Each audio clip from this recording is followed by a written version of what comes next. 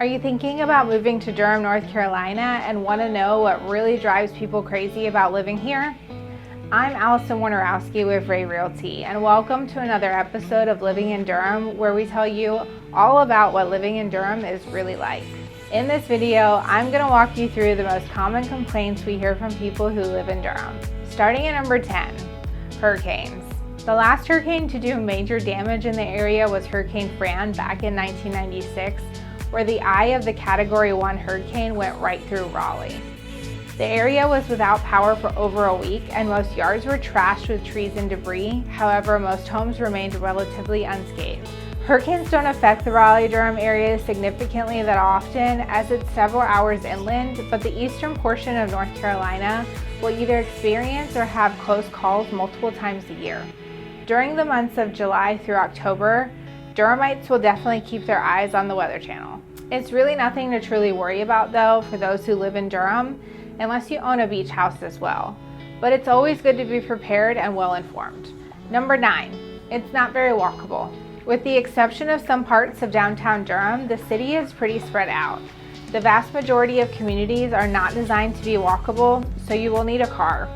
Durham has undergone quite the transformation over the last few years and is continuing to add more condos in the downtown area.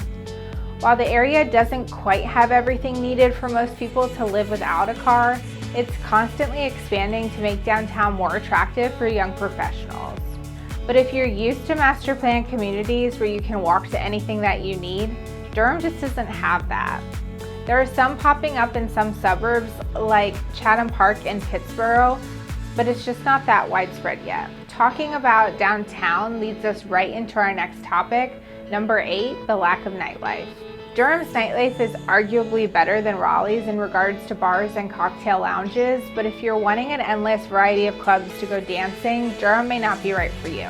It does not have street after street of walkable nightclubs to go hopping night after night. Downtown Raleigh is just 30 minutes away and does have some clubs to enjoy, but there's not an endless variety there either. But what Durham lacks in the nightclub department, it makes up with bars, lounges, and other forms of entertainment. Durham's downtown area is actually known to be a great place to kick back and hang out and has attracted many young professionals. If you love craft beer, there are so many breweries and bars around. And Durham has some national acclaim on a couple of their cocktail lounges in Kingfisher and Alley 26. There are plenty of spots as well to watch your favorite sports team, play pool, bocce ball, or even see some live music. Next up is number 7, the wildlife. With all of the parks around, wildlife naturally comes with it. Mosquitoes are always a nuisance, and they're worse when you're near any sort of stagnant water. But with trees brings ticks and cockroaches as well.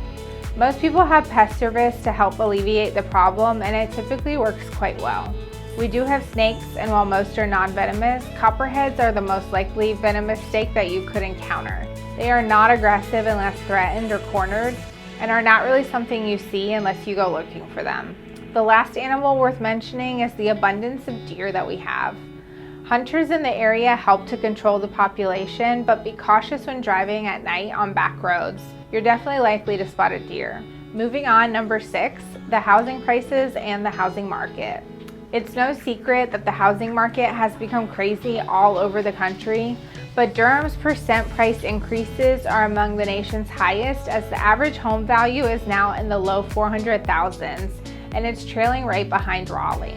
Even with the increase though, Durham is still hovering right at the national average. This is a great thing for those who already own a home in the area, as they've seen their home value increase every time they check their Z estimate. But it makes it a challenge for those that are trying to purchase a home. Durham does have more affordable housing than most cities in the area, which is something the city strives to maintain.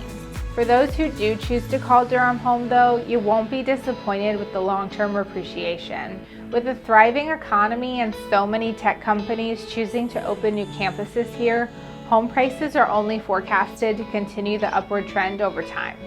There are some bright spots in the competitiveness of the market itself. As the market is slowly starting to balance out and homes are sitting longer on the market, multiple offers are still common but not quite as crazy as in the last year. Let's transition to getting around town. Number 5 is the traffic and the lack of mass transit.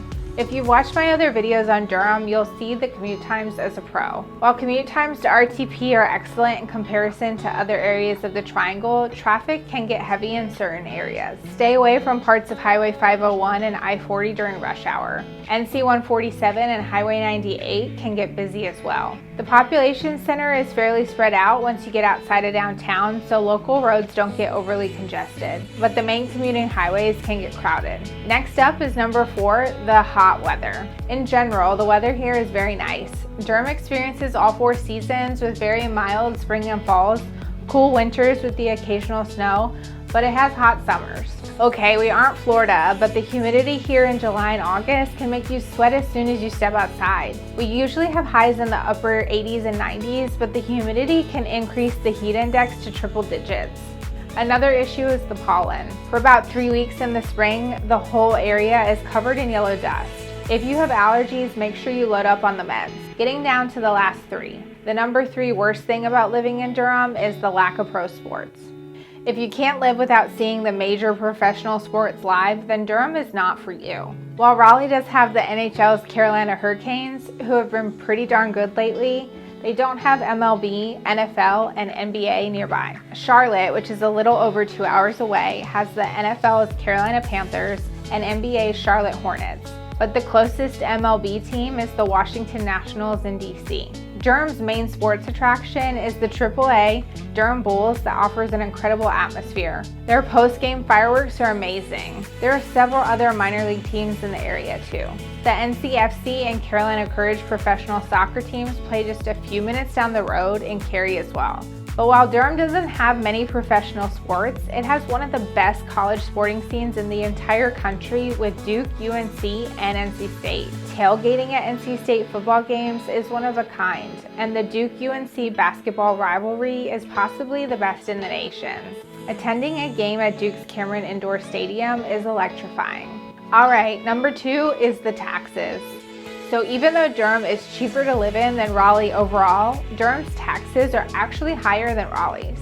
The property tax rate in Durham is approximately $1.28 for every $100 in property value, which is roughly 15% higher than Raleigh. This obviously varies greatly depending on if you're in the city or not and if you're in any special taxing districts. This property tax applies to houses as well as cars, boats, and other registered motorized vehicles. The sales tax in Durham on all goods and services is 7.5%, which is also a 4% higher than Raleigh and many of the neighboring suburbs. In general, the higher cost of houses overall in Raleigh balance out and more the higher taxes of Durham, but you're still paying more on motor vehicles and slightly more on everyday purchases than Raleigh. Additionally, these rates are still much lower than many other larger cities around the country. We have arrived at the number 1 worst thing about Durham, and to some this may not be a surprise. The number 1 worst thing is the crime. Please don't let these statistics scare you off before hearing the whole story, but Durham's crime rate is nearly 2 times the national average and is comparable to cities like Atlanta and Boston. However, it really just comes down to a couple very bad areas that you need to stay away from. The worst areas of town are reportedly just south and east of downtown, and while downtown itself does not have safety concerns, you do not want to venture south and east of town after dark. When you talk to most Durham residents who live in the typical suburban neighborhoods or who even spend their time in downtown away from those 2 areas, they indicate that they never had any trouble or have felt unsafe. The vast majority of Durham residents love Durham and recommend it to anyone and everyone, whether you live alone or you have a family. I hope you found this video informative and real about some of the worst parts of living in Durham. And I hope you checked out our video on the top 10 best things about Durham so you can weigh the pros and cons for yourself. If none of these reasons are deal breakers for you, we here at Ray Realty would love to help you find the perfect location for you. So please feel free to reach out. Our contact information is in the description below. You can also join our Facebook group, Relocating to Raleigh, that has thousands of people just like you collaborating about the area. The group is inclusive of Durham and it has great resources. And don't forget to subscribe below and click the bell for notifications so you don't miss our videos. For more information on Durham and the Raleigh area in general, check out some of my other videos or visit the website at www.rayrealty.com. I'm Alison Wojnarowski with Ray Realty, and thank you for watching. We'll see you in our next video.